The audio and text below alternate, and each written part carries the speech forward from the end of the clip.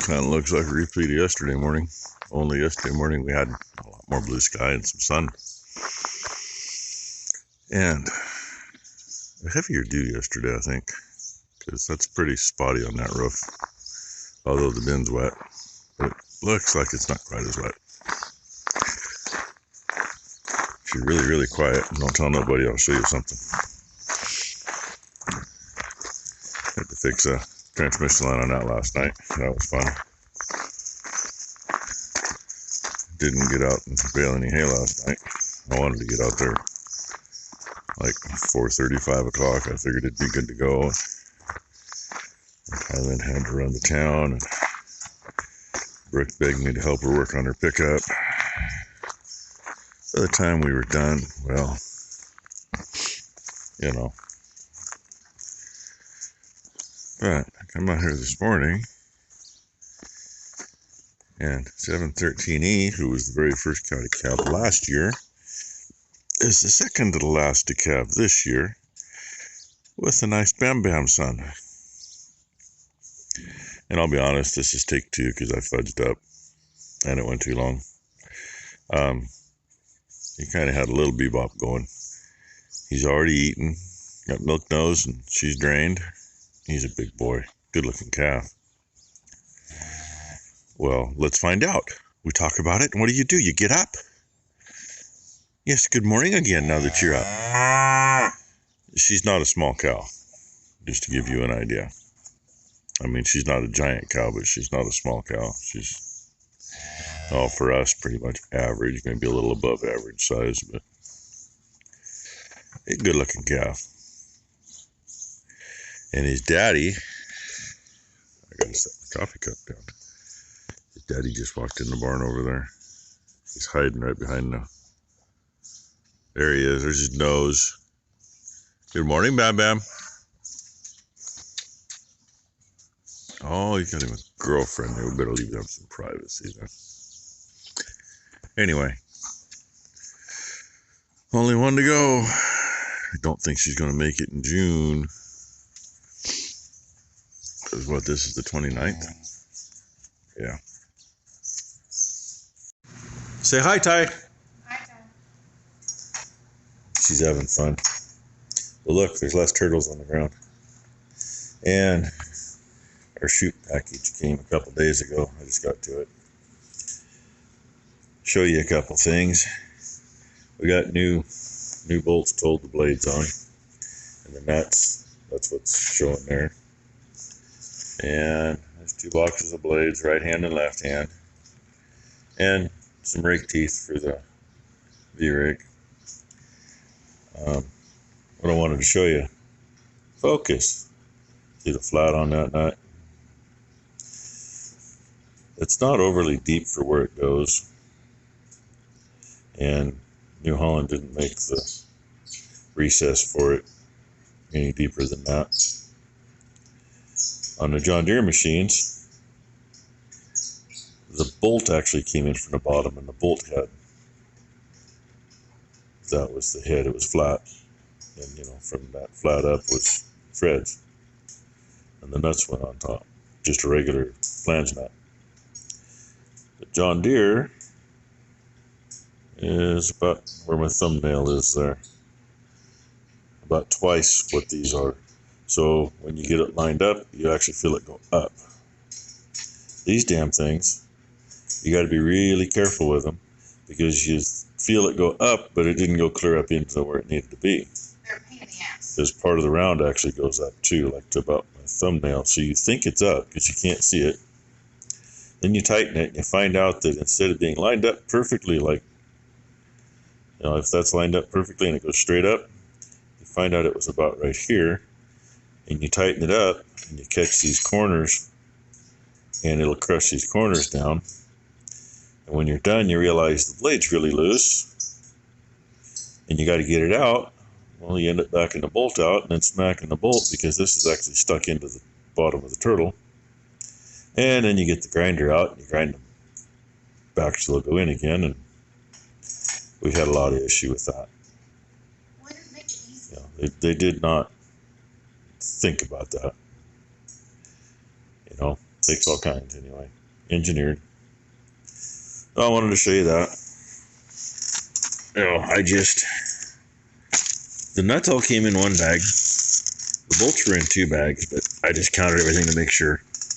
We got 2 sets of everything. I got a nice clean bag. That one's nice and clean on the inside because the nuts aren't oiled or anything.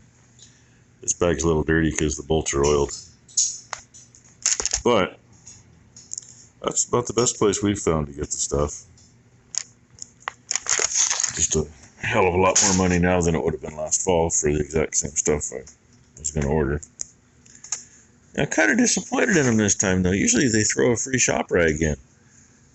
It's not real expensive one, but has their name on them, and I didn't get a shop rag this time. It make me cry over that one. I don't think so. But anyway, hopefully the sun will come out today and we'll finish baling. That's my plan. She just bonked her knee. Oh, she moved wrong. Yay. At least she's got a supervisor. Yep, another one of Maury's trucks. Steve drives this one. It's got a NTZ cat in it. Running somewhere north of 750 horse. Wrong suspension. It's got Pete low air ride. And a big freaking box. But, you got her in where she needed to be. Dirt and rock mixed. I'm going to fill in back there where the horses were. It's always been a pain in the ass. So there's one load, and hopefully you'll have 2-3 more anyway. And that freaking hay is too wet to run yet. Damner needs to get the tedder rake run through it again and get the wet stuff on the bottom up again. Kind of pisses me off. And where we quit the other night, the ground is still so wet right there. I mean, I'm walking on it and sinking in just walking on it. So it's even worse underneath. So I got to figure out how to get it off the ground and get it dried up. And the sun literally just came out in the last 10-15 minutes. First time I run that set of rakes on that tractor. Anybody recognize what's in the middle? Old Hestron hydro swing. Neighbor had that. Now the header was shot. He fixed it up so he could pull rakes with it. And he knew we needed to do something. So he told Dad, he says, come take a look at it, see if you can do something with it. So we did. Dad offered to buy it. He goes, nah, you have it. He said, if I need it, I know where it is. So we ran it the first year with the hokey hitch that he had on it, which wasn't much, but he didn't go on the road with it.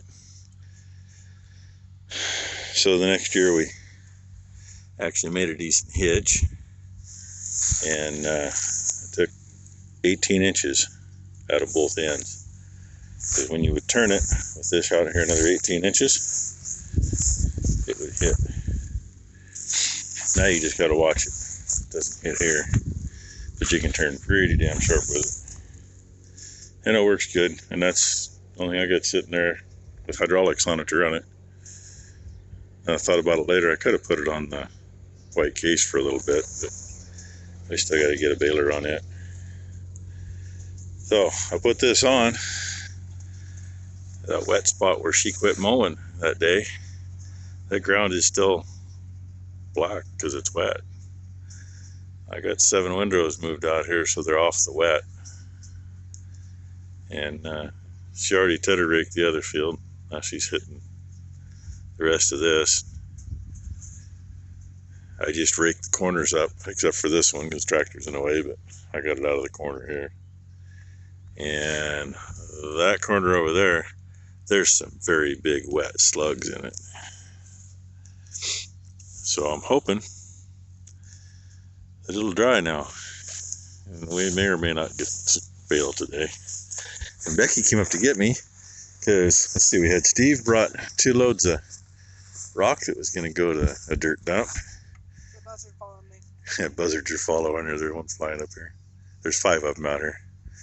And Ron just called me a few minutes ago and he says, hey, Maury says you could probably still use some dirt. He says, I didn't take this to the dirt dump because of a bad accident that I just got around, and so if you want it, I'll bring it to you. So Ron's on his way. So I'm going to go up and take care of a load of dirt. And let my chauffeur take me. Yeah, it ain't dry enough to bail tonight, so come down, let these girls get back to the barn. And all they wanted to do was come over here and stand by that fence, or by the gate over here. So they're unhappy. They still got hay up there in the feeders. And let's see. Yeah. Josh. Steve brought me those 2 loads of dirty rock.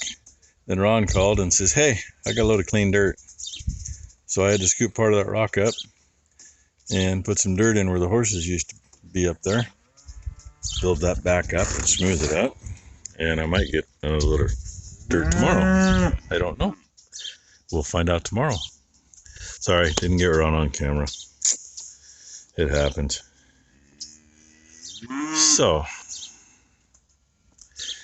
my day's done. I'm going to go in.